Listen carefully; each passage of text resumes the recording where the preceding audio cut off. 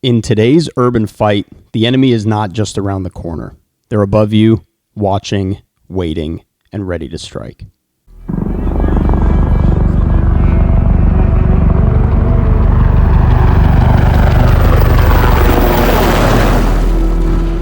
I'm the old man. And I'm Lost LT 1775, an infantry officer and captain in the Marine Corps. Welcome to Lost LT's Razor, where the fight, the leader, and the lessons learned all matter. It's 03.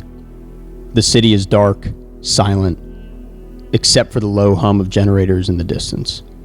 Your squad is stacked outside of a 2-story concrete building, prepping for the breach. The air around you smells like burnt metal and dust. You've already cleared half of the block, but at this point every movement feels slower. You can sense the enemy watching. All of a sudden you hear it, a faint, high-pitched whine. At first it's hard to place. One Marine freezes, looking straight up, as the sound grows louder and sharper, cutting through the night air like a mosquito that won't quit. A small quadcopter zips past the rooftop above you and hovers. The team leader in front of you curses under his breath. Do you move now? Freeze? Shoot?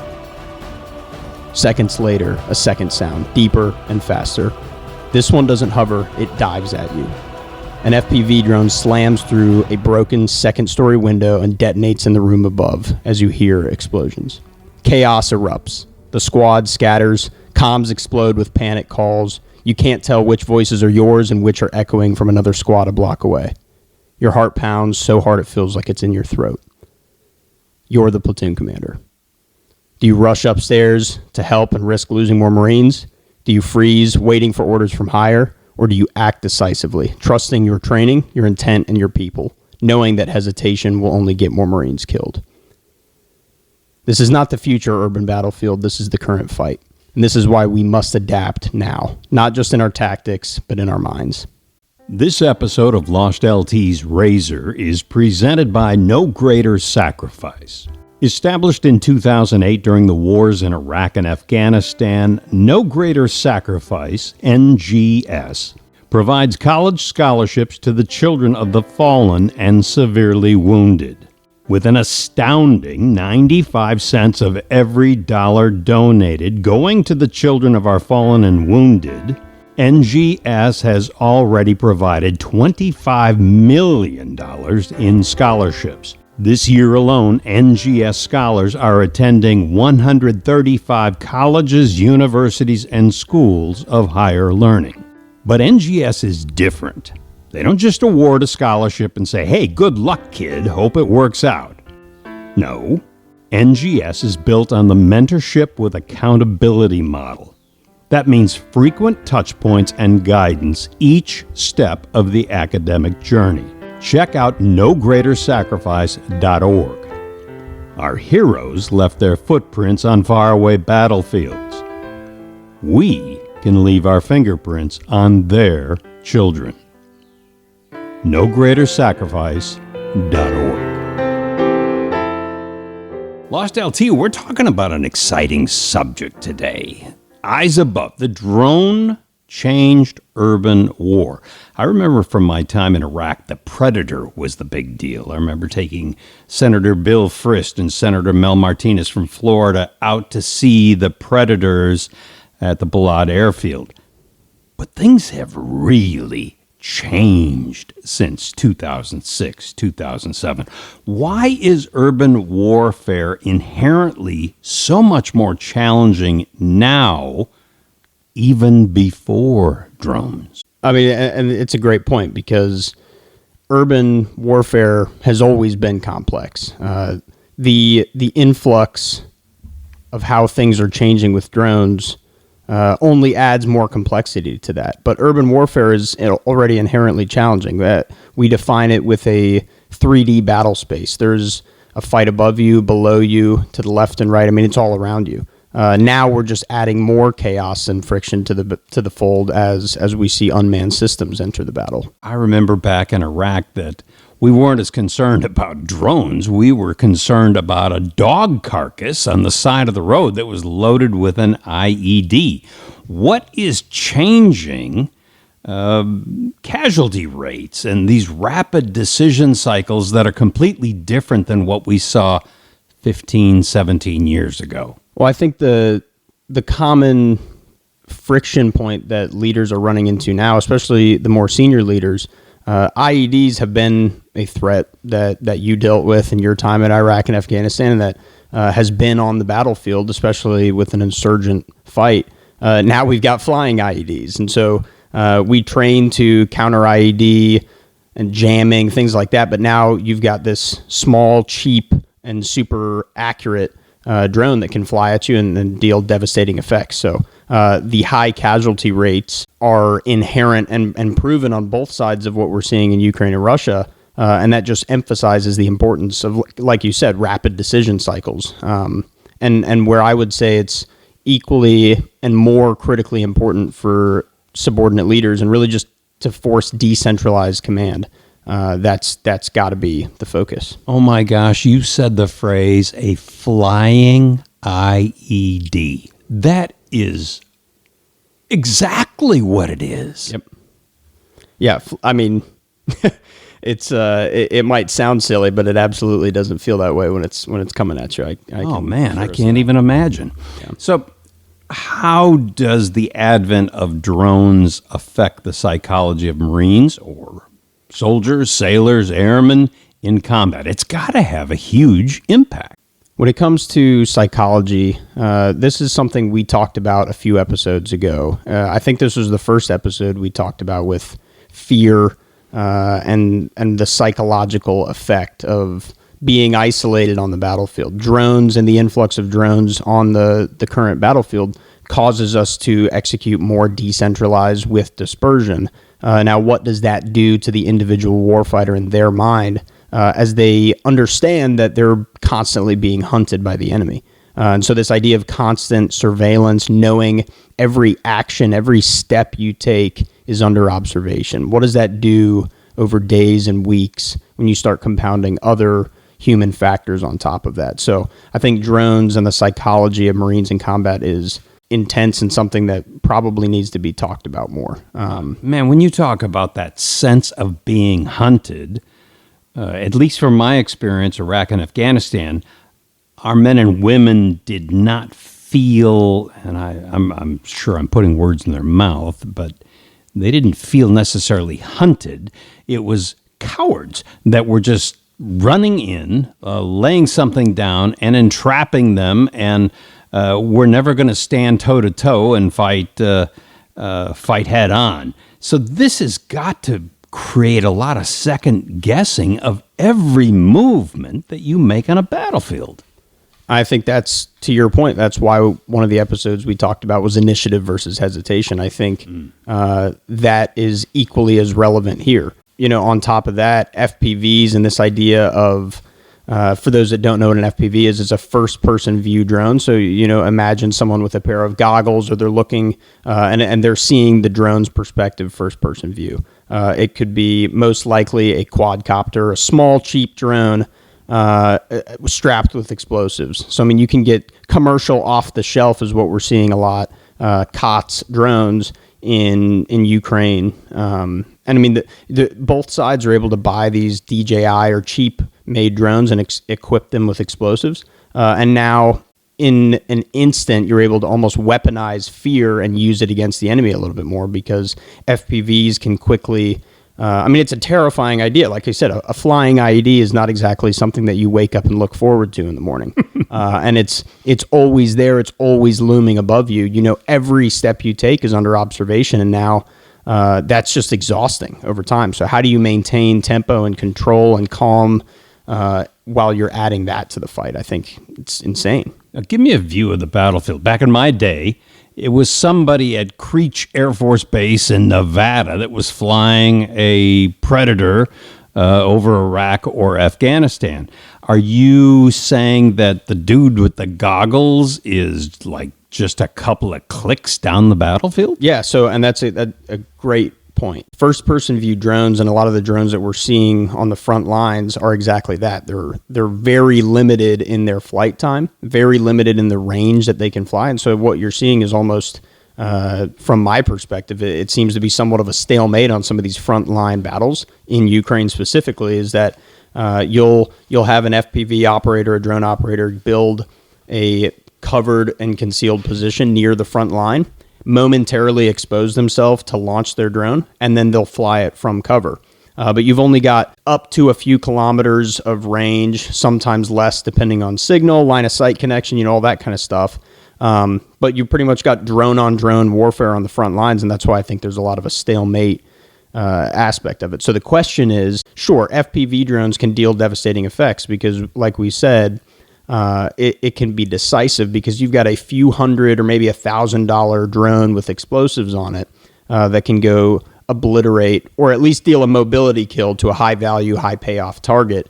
For example, like a tank that an enemy force has, essentially mobility kill or ideally deal more of a destructive blow to that asset. The advent of drones, while I recognize it changes the physical conditions on the battlefield, is there not also a psychological, moral effect that they do? So I can see a platoon hunkered down. Sure, you hear the audio sounds of approaching drones, or you don't hear any drones.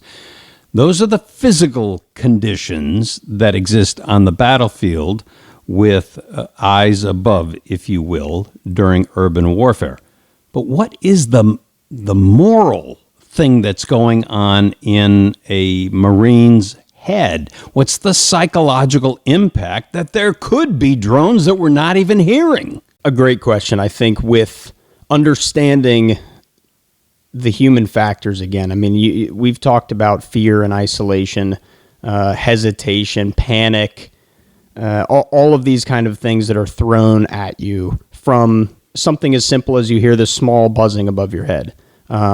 The internal fight and friction that you're experiencing, that fight or flight is absolutely, that's what I was saying a minute ago. It's almost the advent of drones in warfare of kind of weaponized fear, and we're using it against the individual. So now that I know that, how can I use that on the flip side? How can I flip the map around now and look at the enemy? Can I start to incorporate some of this knowledge of weaponizing fear, and with no other intention other than to just keep an enemy force awake, fly drones on over-known positions or suspected or likely positions all night long. Yep, just for the sole purpose of reminding you that we are there.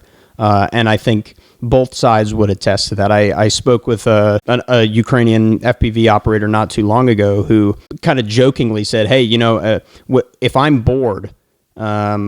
One of the reasons or one of the things that I might do if I'm bored near the front line is that's where we start to see some of the dropping munition drones. So picture a drone that has some 3D printed arm on there. It can hold a few grenades or something. Those, generally speaking, are just going to cause minor casualties. Maybe you can get pretty effective with those dropping munitions as well, but it's just harassment and causing a little bit more chaos. After they're done for the day with flying FPVs or flying for ISR, let's just go hunt for a few hours and take a drone that can drop some munitions on you.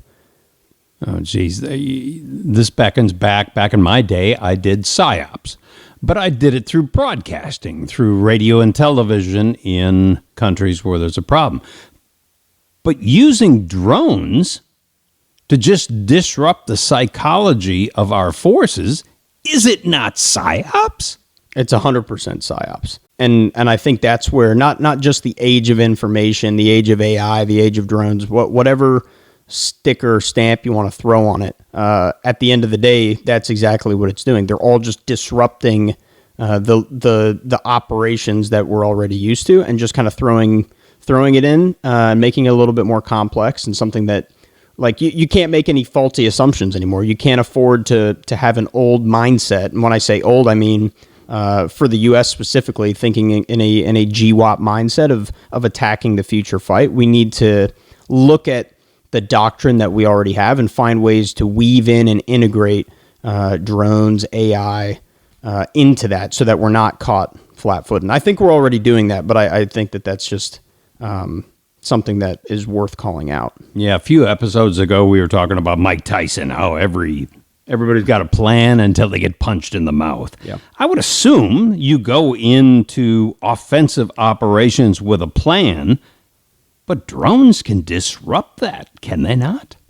Yeah, drones absolutely can disrupt that. And I think, asking yourself, what does that actually look like? If I'm thinking about conducting offensive operations, and I'm planning, going through my MET-TC analysis, beginning to build my operation order to distribute out to my Marines. I mean, one of the first things that I'm now going to go back to the drawing table on is how do I integrate drones into every single aspect of the planning process to make it a little bit simpler and probably increase survivability and lethality for my unit with respect to incorporating drones. And so I think first and foremost, that's important to understand is there are differences in the assets. Okay, so small UAS, sUAS stands for small unmanned aerial systems. And so it's not just one drone that is going out there. We have a few drones that are specifically called program of record systems in the Marine Corps. Without going into the boring detail on that, the smaller drones that we're going to see at the tactical level, some of them serve different purposes and really missions, tactical tasks, whatever you want to call it. So this idea of an ISR drone, that's your intelligence, surveillance, and reconnaissance. That is what I'm going to use to gain intelligence and identify updates to the enemy situation, terrain. Anything that I want to add in my leader's reconnaissance or before I cross the line of departure, I'm going to throw up an ISR drone to just sensor soak the area. Once I've identified and I can pull in all that information and confirm my plan, okay, boom, now we're ready to step or conditions are set to move to the next part. From there, ISR is not just a once and done act. ISR remains, and it needs to be something that's constantly up. And we have a rotation plan built into our plan because, again, drones don't have very long batteries. Depending on the asset that you're using down at the tactical level, there needs to be a good plan for charging batteries. And so if you don't have power where you are, or generators or whatever, how long are you truly able to sustain? So that, again, goes into your MET-TC process and analysis of you got to understand how long can you sustain this thing. But ISR can be used to provide depth. And I think that's the critical word to understand with drones and how it can play a great benefit in both the offense and the defense. We can now push the squad level. A squad patrol with a drone can now extend their range, their bubble out to potentially 10, 15, 20 kilometers, depending on the asset that they're using. And I think that's incredibly important. All right, Lost LT, help old man out here. MET-TC, what the heck is that? Okay, so MET-TC is early tactical planning process for military minds as we're looking at a problem set and trying to develop our estimate of the situation. So MET-TC, mission, enemy, troops and fire support, time, space, logistics considerations, terrain and weather, and then civilian considerations. So that's the long acronym there, MET-TC. Generally speaking, when I go into an environment, and again, that is a non-linear process. So what I mean by that is you don't have to complete MET-TC in that order, but before you start writing your 5-paragraph order, you're going to conduct a MET-TC analysis. And you take all that information and you're constantly updating it, making sure it's in line with everything that you understand. As you've got drones that are out there sensor soaking the area, you're pulling that information and now building it in just so you get this overwhelming great look from a bird's eye view, really, of what is the estimate of the situation. What am I walking into right now? Okay, cool. Now that I understand that, let's plan how we're going to attack this thing. Whether it's offense, defense, patrolling, doesn't matter what the operation is. Okay, still on offense, if the enemy is using drones, do they not also control tempo, or is there a strategy to overcome that? I think the enemy or friendlies can absolutely gain tempo based on their use of drones. But it's not a one-size-fits-all problem. Just because the enemy has drones and we have drones doesn't necessarily dictate who's going to have the upper hand, right? I mean, the side that adapts first will win, and the side that overcomes friction faster gains momentum and tempo over the enemy. So just because the enemy has drones doesn't necessarily give them that upper hand. But if we aren't prepared to be proactive and solve some of these problems now, then we're going to, by nature of not being proactive, be reactive, and then absolutely give an enemy an upper hand. So the enemy can gain control of the tempo if we're stepping off from the back foot and being a little bit more hesitation, having more hesitation by nature, I think, yeah. You're starting to describe defensive positions. So how do drones, and can they enhance either your drones or enemy drones? Can they enhance your defensive positions and planning? The fundamentals of the defense, I think, don't change because of drones. What I mean by that is at entry-level schools for officers, we teach prep, flex, and depth. Okay, so the keys to success to a successful defense rely on those cornerstones, those building blocks. So you need to understand the preparation that goes into the defense, the flexibility that you need to repel enemy assaults, and then just depth in general. What does depth actually look like? And so now if you take those three words and think, okay, how can I do a defense position effectively? How can I plan for defense now that I have this small unmanned aerial system with me that can either provide us some more depth? Can it maybe tie that to known trigger lines that we've already developed in our engagement area? Can it cover my flank? There's a million different ways now that we can look at the defense and how we can use drones to integrate. So again, I think the defender, it's known that the defender has a distinct advantage. Now, drones just compound that advantage. And so you can get depth, and really what I'm looking at there is early warning so that I can confirm my MLCOA of where I think this is the enemy's most likely course of action, my MLCOA. Now I can confirm that a lot earlier if I've got depth via drones out there observing all the possible avenues of approach. Another fundamental of the defense is what we call the 7 steps of engagement area development. So, okay, boom, your task is to block west of MSR, whatever you want to call, from an enemy that you know is coming in, call it 12 hours. So you've got 12 hours to create a defense in depth. So the 7 steps of the engagement area development, how can I use drones now as I begin to develop that plan in an urban environment? We know step 1 of the 7 steps is to identify all the likely enemy avenues of approach. So again, going back to that MET-TC process, I'm looking at this town based on my tactical task. Say it's block west to the MSR next to me. I'm going to look at all the potential routes, both mounted and dismounted, depending on, again, my assumptions of the enemy. How are they going to get into the town? From there, I identify which one do I think they're actually most likely to do? Which one is the number one position or avenue I think they're going to take? Once I've determined that, I'm going to find my kill zone. I'm going to determine where do I actually want to kill the enemy? Where can I really cause chaos and shock that I can exploit in a kill zone? So I'm going to, step 3 is to determine where I'm going to kill the enemy. And then from there, it's step 4 is in placing weapons and my machine guns, my mortars, any direct or indirect fire assets. And guess what? Now drones as well to emplace weapon systems down avenues of approach to cover those kill zones.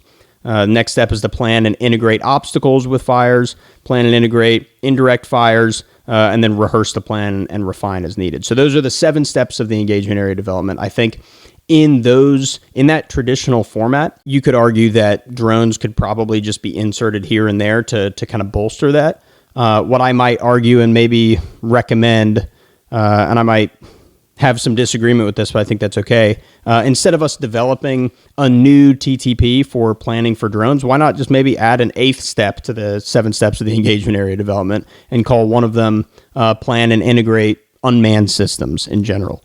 That way we're taking an existing format, a doctrinal thing that we all understand, but I think it's worth adding that extra layer of specificity to make sure that a junior leader does not overlook the importance of integrating not just small UAS, but unmanned systems in general, because the list goes on from just drones that we're talking about today. Yeah, before we go too much further, I want you to define urban warfare. Because, back in my day, we called it guerrilla warfare. Is it the same thing that you're talking about? What is it that makes urban warfare different from the traditional, whatever that is anymore, the traditional battlefield? I go back to 1967. I'm 66 years old. Old man is old. I remember the 1967, the Six-Day War. So I know we're always going to be sending our Marines to the Middle East, probably until time in perpetuity. What is urban warfare? I think what makes urban warfare obviously different from, I don't even know if I'd call it regular warfare. Let's just call it, we're talking specifically about the terrain and the environment that you're fighting in. So urban warfare is different from rural warfare in that there are more buildings and it's a built-up area. I think one of the joint publications defines it, instead of military operations in urbanized terrain, I think they just call it more like man-made built-up areas. And so that's all it is in general. But I think the theme or the major difference is obviously the proximity to potential enemy fighters, where one force could be incredibly well trained and proficient in marksmanship at longer range with their small arms. Proximity negates skill in the urban fight, and you could have a guerrilla warfare kind of style that you were referencing before. That's more of the action from the fighter themselves than their tactics, but proximity negates skill in an urban environment, and that's, I think, why we talk about one of the things that I care about a lot when talking to other officers is reinforcing the importance of understanding the mindset of close quarters battle, CQB, versus combined arms. And I think sometimes when we think about the urban fight, there's this misconception or maybe this faulty assumption that we think that we need to train in the conventional infantry to be really good at CQB, whereas I would argue your key to success in the conventional infantry, again, is where I need you to be able to integrate combined arms and understand all of the enablers that you can use and pull support to accomplish the mission. I don't need you as the junior officer to be incredibly good at going in a room clearing, checking your corners and stuff like that. Yes, your Marines absolutely need to know and be very well developed in those tactics and techniques. But at the end of the day, if you didn't even have to put them in that position in the first place and you could just execute with combined arms and level that building in the event that it's truly a block 3 environment and a known enemy stronghold position, why would you go in there and risk lives if you don't have to? So that's my argument. So urban war, by definition, then has a huge civilian component. Absolutely, and that's going back to the acronym of METTC. Civilian considerations has its own acronym, which I'm not going to go too much in depth on, but ASCOPE. And there's this whole long now process of what the commander is supposed to go through and will do to make sure that we understand everything else and all the other political civilian considerations, just in general. So I mean, it's a long list, and it's definitely not something that will ever get overlooked. Lost LT, you're all about Marine training and behaviors. What are the behaviors that your Marines have got to change in order to survive and fight effectively under drone threat? It's easier said than done, but step one is what you just said. It's behavior change. That mindset, you have to look up. Gone are the days of building a fighting position with just cover and concealment in front of you. The consideration is that you need a bubble above you and around you at all times.